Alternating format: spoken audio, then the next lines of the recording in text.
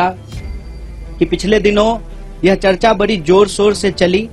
दो तरह के जो है न्यूज आने शुरू हुए। एक, जब मोहन भागवत जी का इंटरव्यू आया तो कुछ लोगों ने हेडलाइन इस तरह से बनाया कि राहुल गांधी का जवाब दिया मोहन भागवत जी ने, और कुछ लोगों ने यह चर्चा शुरू की कि आरएसएस तो स्वागत कर रही है यात्रा का, तो फिर आरएसएस के ऊपर जो है क्यों हमला किया जा रहा है। पहली, हम आरएसएस और बीजेपी को अलग अलग नहीं देखते हैं। हमारी समझदारी में आरएसएस जड़ है, बीजेपी उसका फल है। ये भ्रम हमारे मन में नहीं है। भले वो कहते हो कि हम सांस्कृतिक संगठन हैं, लेकिन उनकी पूरी की पूरी विचारधारा राजनीति पर आधारित है। और इस बात को हम यहां स्पष्ट करना चाहते हैं कि धर्म देश का है, सांप्रदायिकता देश का नहीं है। आरएसएस धर्म के प्रतीकों का इस्तेमाल करके सांप्रदायिक राजनीति कर रही है। उसका धर्म से कोई लेना देना नहीं है। जैसे दही दूध से बनता है, लेकिन दही दूध नहीं होता है। दोनों की प्रकृति अलग अलग होती है, नेचर अलग अलग होता है। कोई भी धार्मिक व्यक्ति किसी का खून बहाना, किसी को मारना, किसी के ऊपर हमला करना, नफरत फैलाना, इस तरह की चीजों का समर्थन नहीं करता है। धर्म के प्रतीकों का इस्तेमाल करके अगर राजनीति की जाती है, जब राज सत्ता और धर्म को मिलाया जाता है, तो वो धर्म नहीं है, वो राजनीति है। इसीलिए हमारी नजर में आरएसएस सांस्कृतिक संगठन नहीं है। सांस्कृतिक प्रतीकों का इस्तेमाल करती है अपने राजनीतिक लाभ के लिए। जैसे स्वयं उन्होंने कहा कि सनातन धर्म सबसे प्राचीन है, तो सनातन धर्म का डेट जो है वो 1925 से तो नहीं शुरू होता है, वो तो हजारों साल पुराना है। मतलब आरएसएस के बनने से पहले भी धर्म था और आरएसएस के बाद भी धर्म रहेगा। इसका मतलब आरएसएस का धर्म से कोई लेना देना नहीं है। बस वो धर्म के प्रतीकों का इस्तेमाल करते हैं कि उस धर्म में आस्था रखने वाले लोगों का जो राजनीतिक विचार है उसको प्रभावित किया जा सके। जैसे अगर किसी खास पहचान के आधार पर राजनीति होगी तो उस पहचान को रखने वाले जो लोग हैं उनका वोट लेना आसान हो जाएगा। इसीलिए आप लोग आजकल के जो जितने नारे हैं उसको ध्यान से सुनेंगे तो उसमें क्या कहा जाता है, उसमें क्या बोला जाता है और उसमें अक्सर क्या की जाती है। देश का जो बुनियादी सवाल है, रोजी रोटी, कपड़ा, मकान, शिक्षा, स्वास्थ्य, सड़क, बिजली, पानी, उसको भटका दिया जाता है। और ये अंग्रेजों की चाल है, यह भी हमको समझना पड़ेगा। बतौर भारतीय राष्ट्रीय कांग्रेस हमको इस बात का गर्व है कि हम इस देश की आजादी के लिए अंग्रेजों से संघर्ष किए, देश को आजादी मिली, कदम दर कदम बढ़ा करके लड़खड़ाते हुए, संभलते हुए देश हमारा आज इस मुकाम पे आकर के खड़ा हुआ है, जहां उस संविधान के दम पर देश का एक व्यक्ति जो कहते थे कि हम चाय बेचते थे, वो देश के प्रधानमंत्री बन पाए हैं। तो सबसे सर्वोच्च जो है वो संविधान है, और इस संविधान की रक्षा करना हमारी पार्टी का कर्तव्य है। और ये प्रश्न जो है हम पूछना चाहते हैं आरएसएस और बीजेपी से कि आप बताइए कि आप संविधान को मानते हैं कि नहीं मानते हैं, और उनके अधिकारों की भी व्याख्या है। तो इस संविधान के अनुसार जो नागरिक अधिकार हैं उसको बचाना, संविधान को बचाना भारतीय राष्ट्रीय कांग्रेस की प्राथमिकता है।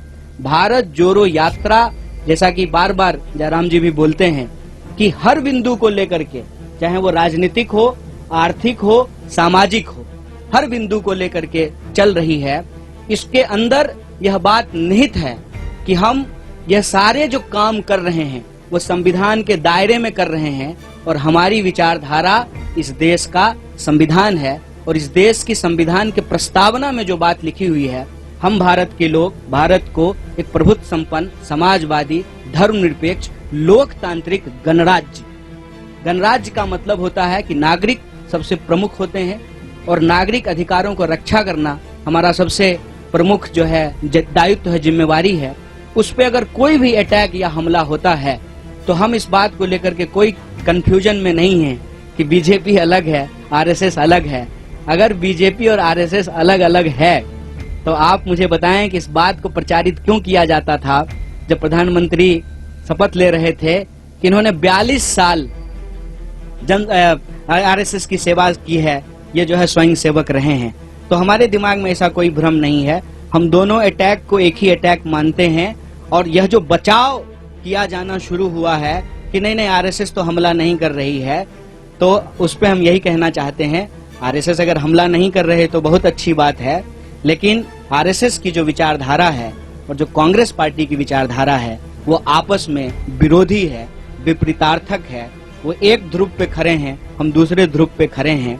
उनमें से आरएसएस के ही कुछ लोगों ने अगर यात्रा की स्वागत किया है तो हम उसका स्वागत करते हैं, लेकिन देश को लेकर के जो उनकी समझदारी है, लोगों को लेकर के जो उनकी समझदारी है, उस समझदारी में और संविधान के अंदर जो बातें लिखी हुई है देश के लिए, लोगों के लिए, उसमें जो है अंतर्विरोध है और हम संविधान के साथ खड़े हैं, संविधान के पक्ष में खड़े हैं। बहुत बहुत धन्यवाद, बहुत बहुत शुक्रिया।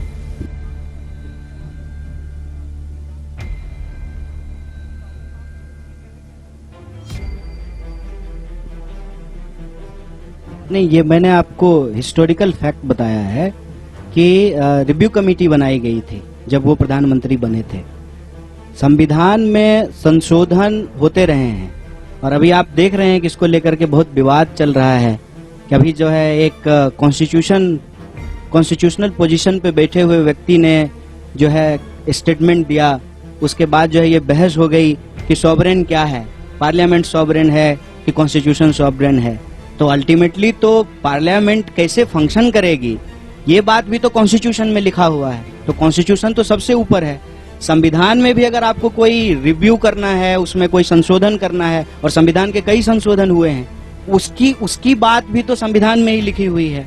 तो हमारा पॉइंट ये है कि जब ये कहा जाता है किसी संगठन के प्रमुख के द्वारा कि कोई इस देश में कैसे रहे, डरे कि ना डरे, तो प्रश्न ये खड़ा होता है कि वो व्यक्ति खुद किसको मानते हैं, वो व्यक्ति खुद संविधान को मानते हैं कि नहीं मानते हैं। अगर मोहन भागवत जी संविधान को मानते हैं तो फिर उनको कोई बात अलग से कहने की जरूरत तो नहीं है। संविधान में हम कैसे रहें, एक नागरिक के क्या अधिकार हैं और क्या कर्तव्य हैं, यह साफ साफ लिखा हुआ है।